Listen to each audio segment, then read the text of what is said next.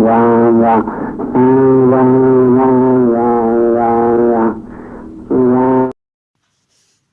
श्री राम, जय बजरंगबली, जय बाबा नीम करौली। महाराज जी की कथाओं की अनंत श्रृंखला में से एक सुंदर सी कथा लेकर आपके समक्ष प्रस्तुत हूँ। महाराज जी किस प्रकार अपने भक्तों के जीवन की रक्षा करते थे और उनकी मुसीबत स्वयं अपने ऊपर ले लेते थे, यह इस कथा से स्पष्ट होता है। श्री रमेश चंद्र साहा पूसा संस्थान दिल्ली में वैज्ञानिक थे। आप सपरिवार बाबा के भक्त थे। मुक्तेश्वर नैनीताल में उनके सेब के बगीचे भी थे। सन 1962 के जाड़ों के दिनों की बात है। साहा जी की पत्नी और लड़की मुक्तेश्वर के मकान में रात्रि में सो रहे थे।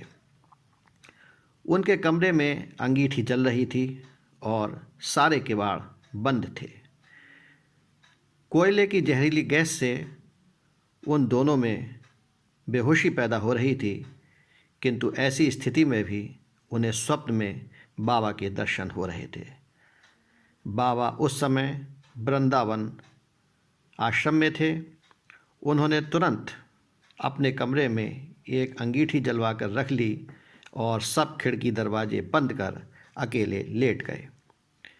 भक्तजनों को बाबा के इस कार्य से बेहद आश्चर्य हुआ और वह यह समझ नहीं पाए कि बाबा ऐसा क्यों कर रहे हैं। कुछ समय पश्चात जब भक्तों ने दरवाज़ा खोलकर देखा तो पाया कि बाबा की हालत बहुत ख़राब है।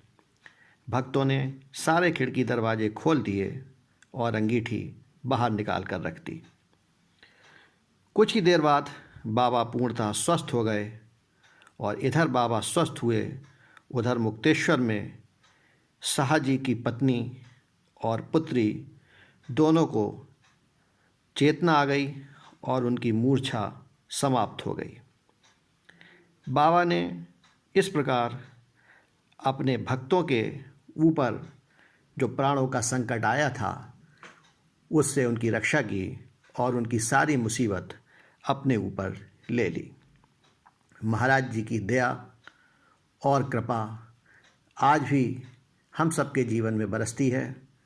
बस आवश्यकता है भक्तिभाव से उनका भजन करने की, उनका ध्यान करने की और उन पर अखंड विश्वास की।